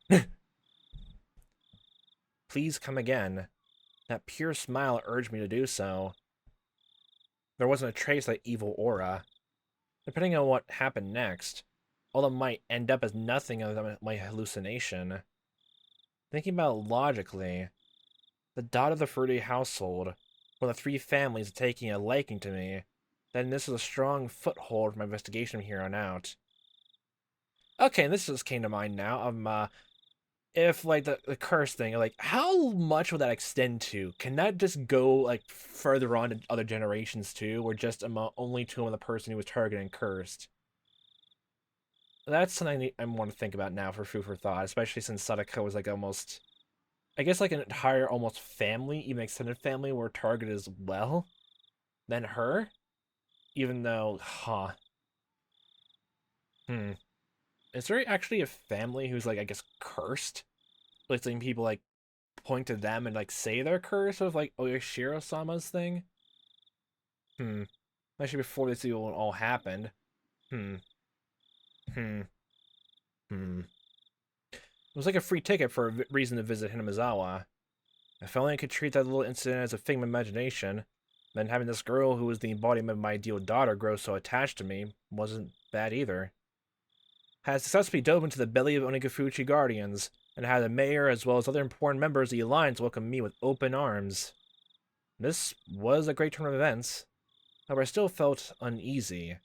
Getting back to the hotel, I forced down almost painfully cold beer until I could clear my mind. The shock of that incomprehensibly strange incident continued to torment me. And thus ends this segment. That was illuminating in some ways, though.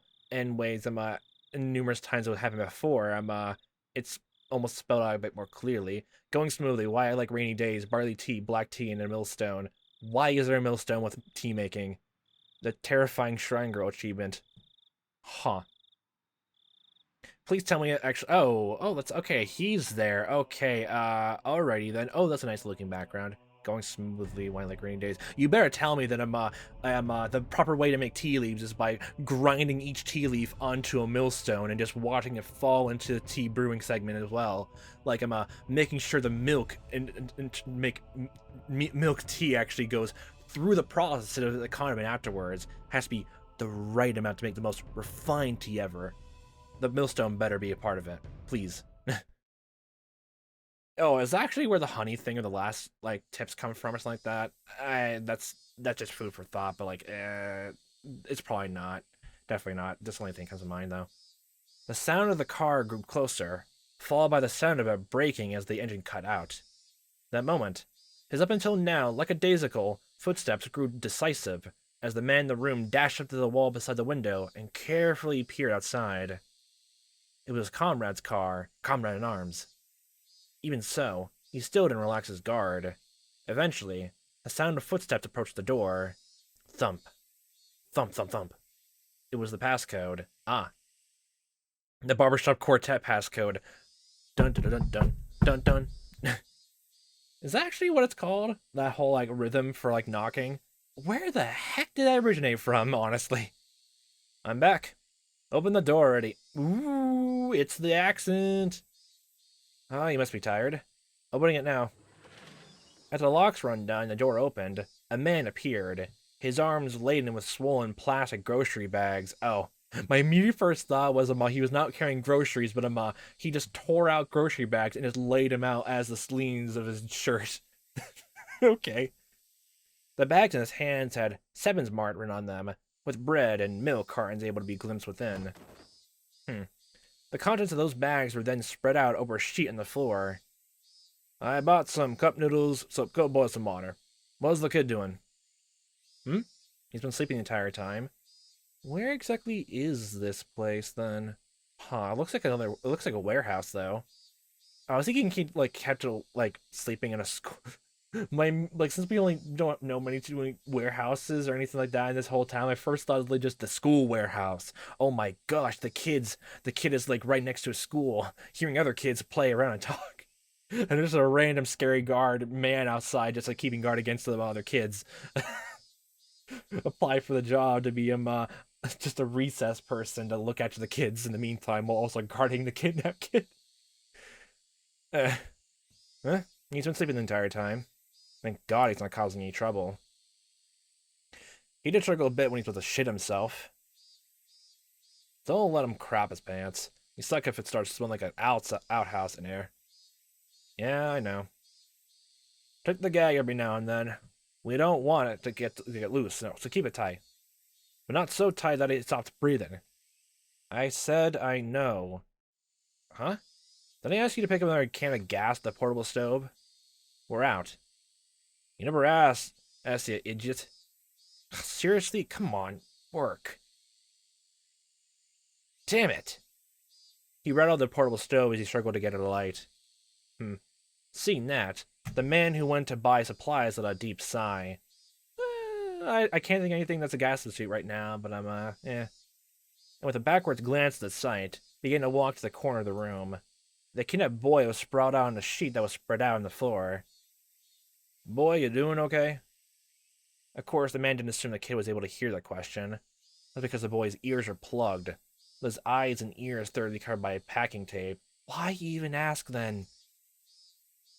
Also, his mouth was gagged with a thin, twisted-up towel. Ah, man, he can't hear, see, or just speak anything. See no evil, hear no evil, speak no evil. Okay. Because of that, the boy was unable to close his mouth properly, his cheeks sticky with his own saliva. Of course, that wasn't the only reason. Both his arms were tied tightly behind his back with a leather belt. Please tell me he's laying in a bed or something like that. Yeah, seem to be doing okay. At least you're not gonna die. If your grandpa wanted to play tough, we might have had to topple off a veneer. It'd be great if we don't have to. Now the main family says we do though. Tough luck. Can't even imagine what kind of cruel things they'd have us do. The family says that not one scratched them though, so it seems to be going well for that time being. The minister is discreetly withdrawing the dam project. Hinamizawa Dam is indefinitely postponed. Wonder when we're letting the boy go. Just want to be done with this already. The main family seem to be gauging the timing. Don't know when it'll be, but probably soon. Isn't that great, kid? You'll be let go real soon. The men didn't know their voices were heard by the boy. For him, there was nothing he could do but continue to sleep to escape his harsh reality. More importantly, what are we gonna do with the gas? We gotta eat the cup noodles raw. We're out of gas, say something, jeez. I guess what the tips would be like, I guess, showing off, I guess, the boys' situation currently as some of the chapters go along. Why I like rainy days? I like rainy days too, as long as I'm not driving in them. Because that's the absolute worst, honestly. Whoa. Oh, it was a music box crank sound. Okay. The weather forecast predicted that it wouldn't rain at all this entire week, but people said the weather was iffy, so were they lying, or... Not that I hate sunny days or anything. It's like someone who hates sunny days would say before saying they hate sunny days. When every day is the same, unchanging, sunny weather, however, anybody would long for a rain cloud or two. With simply clear skies for a week, a month, a year, anybody would long for a rain cloud or two. The weather specialist said that they had carefully scrutinized a large quantity of past data, so it wouldn't be so likely for the forecast to be wrong. I knew as much. Even then, there was occasionally a day where I was hoping that I would be wrong. I stared up into the clear blue sky. Was I being mischievous in hoping so?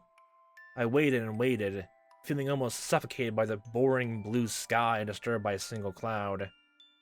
If you could die from that suffocating feeling, the population of Earth probably wouldn't have increased at this point. Okay, that's morbid. In other words, the only person who was being suffocated by this was me. Let it rain already! Fist into the sky. Old man yells at cloud. And so, I welcome the summer evenings where not even the weather forecast could predict a sun shower. If I were to explain like this, would you understand a bit more about how I feel? Okay. Let's say that tonight's dinner was going to be curry rice. Okay, we're getting analogies just for exactly why you like rainy days. Okay, I won't stop you, man, but okay, go off. Let's say that tonight's dinner was going to be curry rice, but when you're called down to the dinner table, what was waiting for you was instead an eggplant and bell pepper stir fry. This is just on your mother's whim, by the way. You'd be delighted by such whimsy. I don't really like eggplants or bell peppers, but still I will be delighted. The fact that the pre-established routine of curry rice had been broken would be amusing. Tonight was repeated 100 times. 100 times you had to eat curry rice. Yet for just this one night, that was changed to an eggplant bell pepper stir fry. There's no way you couldn't enjoy that chance happening. I hate pre-established routines. Yes, don't get complacent. And that's how I'm, what was it? I'm, learned, what was the terminology for it? Learned helplessness comes to play. That comes like small bit of depression, and I guess some ways seasonal depression. Actually thinking about it, since there's some things which you can't do, and guess lighting also makes you feel down as well. Snow and all that as well. It's probably the reason why a lot of people get like slightly depressed when snow happens in the winter. They can't really do as much. Then just play in the snow and slid down the hills and all that, you all cowards. Just do that. You can't do that in the summer, can you? Unless you decide to get a hose and hose down an entire hillside to make a mudslide. Which there's rocks there, so don't do that. Don't get cut. I really hate when things are all decided beforehand. I have no love for boredom. I don't think anyone does. I always get my hopes up for that something today will be different from yesterday. Or how trivial. It's been decided that this entire week starting today was going to be clear skies. The weather forecast decided upon it, so that God of weather must also feel obliged to do so. But wasn't today literally the sky became overcast? Sure, like that's no guarantee it was gonna rain, but like it changed a bit. Huh? Let's just say that rain cloud might not just show up one day in a whim. Something that nobody can say for sure, but because that thought remains in this world, a creature such as myself can continue living without being suffocated, until suffocated comes to you instead. Tomorrow will probably be a hot and clear day, just like the rest. However, I'm the only one that knows their predetermined fate, even with but a slim 1% chance. Sometimes changes. Hoping for that 1%. I hung up upside-down weather charms in my sunlit eavesdrops.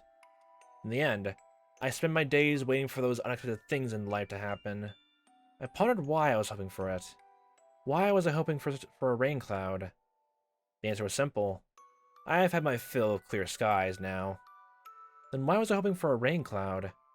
The answer was also simple. The fact that it was going to be sunny tomorrow was boring. So why was I hoping for a rain cloud?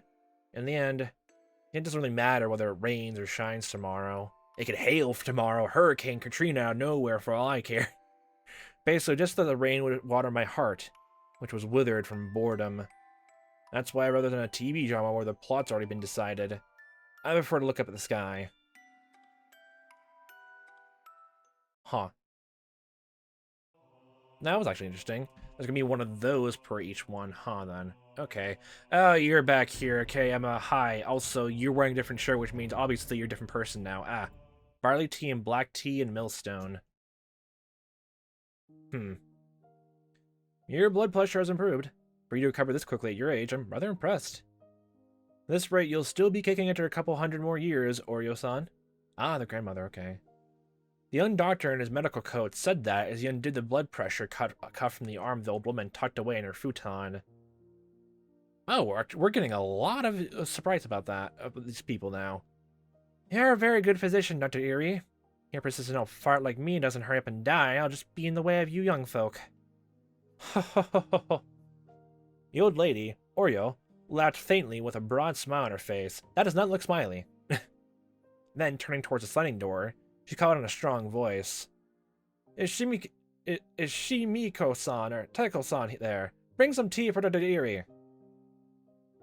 The sound of rushed footsteps from the hallway drew closer, until finally the door slid smoothly open, like butter. What revealed was a young girl. It looked like the old lady's granddaughter. Red shirt. Shimiko-san already left for the day. Do you need something? Mion, make some barley tea for Dodiri. Okay, got it. Did you want some too, Granny? Or would black tea be better? Or millstone? Want lots of milk and sugar? I'll measure it out myself, so you don't have to put any in. Just bring the sugar jar and some milk when you bring the tea. KK. Potassium. A girl named Mion, to giving a rather uninterested response to her taskmaster of her grandmother, returned to the hallway. Pour the doctor's tea in the cups for the guests. And make sure you bring a coaster, too. Also make sure to dry the end outside the glass, okay? Okay, then. Yeah, you're such a fussy pants. A tired voice wanted a reply from down the hallway. The apathetic tone of voice was far from unusual. The old lady let a wry smile slip across her face as she chided the child. Geez, that girl just won't learn. Nothing ever scolded her about sticks. No, Oreo-san, you don't have to say that. Mion-chan's doing her best in her own way, even though she's so young. Her mother was the same way, couldn't teach her anything.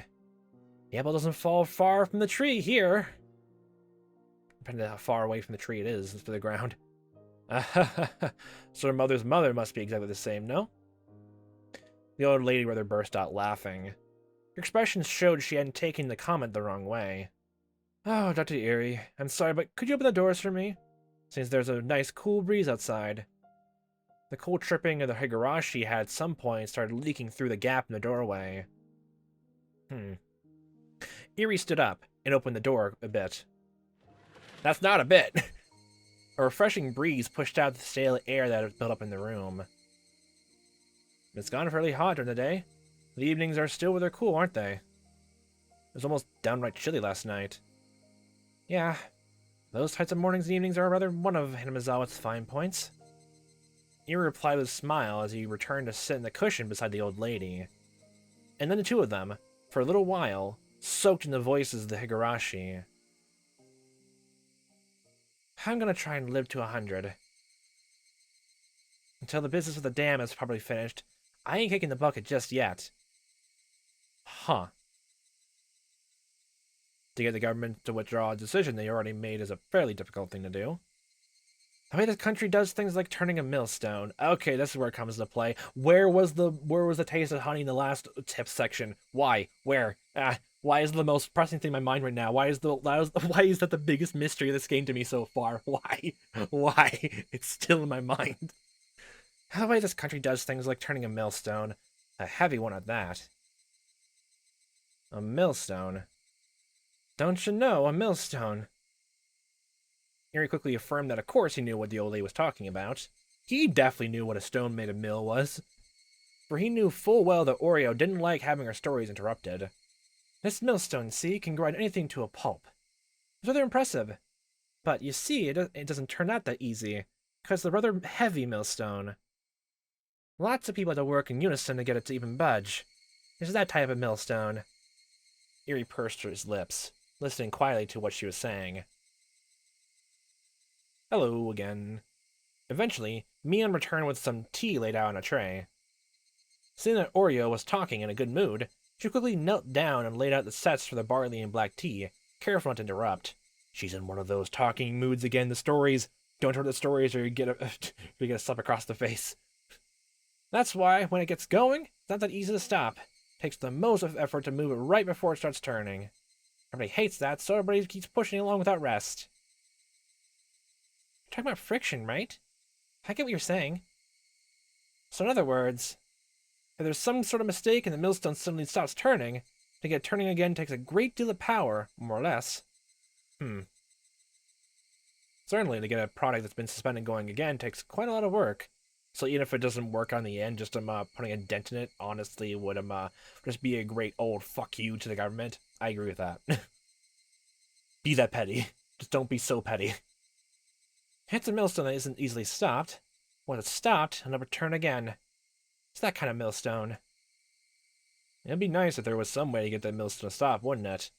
Easy. Just put a rubber stop in between between the thing that's keeping the millstone turned up, and you know what's making it spin in the axles. When Eerie responded with that, me and the old lady suddenly sunk into silence. Eerie, instinctively thinking he had something rude, searched in a small panic for the words to correct himself. But silence was a result of rude words. For what crept across me and the old lady's faces were contemptuous smiles. Okay. Alright. The atmosphere surrounding Eerie suddenly froze, leaving him flabbergasted. Thinking the scornful smiles creeping across both their faces was the result of some mistake of his, he could only grow afraid. Run for the hills. Trip. Get each other up. Run for the hills again. Trip. Tumble down the whole shrine thing. Get up. Run again. Had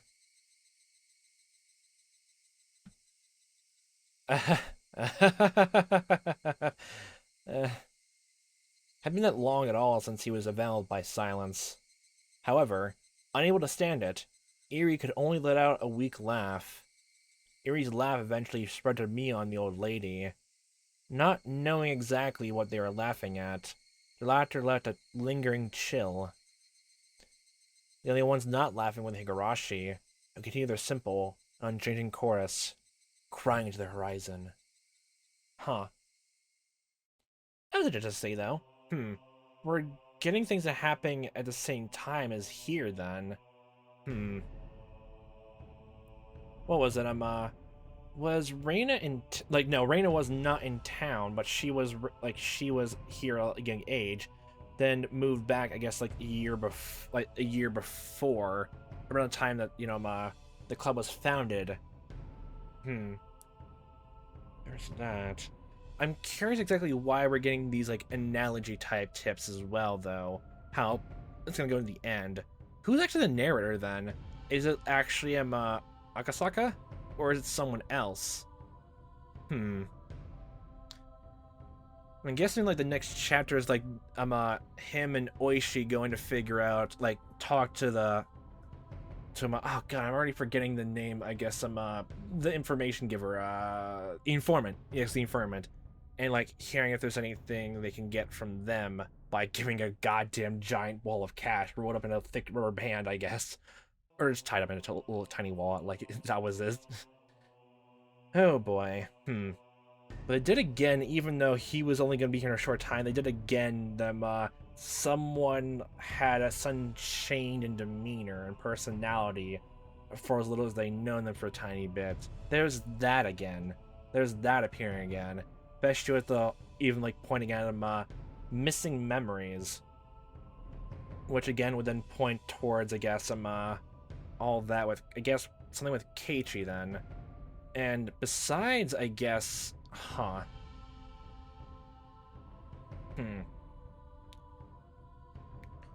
if like the whole thing of the festival is like true, even though it's weirdly out of personality and character, then when it started raining, everyone split up then, and then Keiichi just suddenly just woke up right in front of Teppei's like quote unquote body. Then that means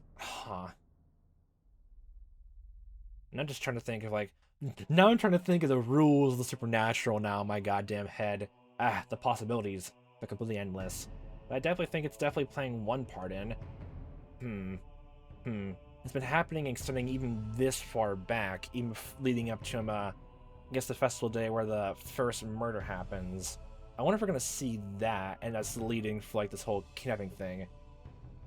The kidnapping, and then they just find where the kid is like being held hostage, get him out, and then the crime happens with maybe the main character there, and this that's something I really want to see then, honestly, just being in the moment then of that crime. But since it's that short, then I don't know if they'll focus on that. They'll probably leave after the kidnapping situation is solved, and then when he's already back in Tokyo, then the incident happens. That's most likely what's going to happen. It's just curious exactly what we're going to gain from just being this far back in time, years before Keiichi moved to town. Besides that, I wonder what we can glean from this. Maybe the informant will tell us something about that. More about the kidnapping then, and maybe it ties into something else. Maybe. I guess we can only just see how it turns out then. So it'll be a good time. Leave us off right here. So, for the first time watching this as I am playing this, hope we see you next time, what time that may be, and I'll hope you fantastic day.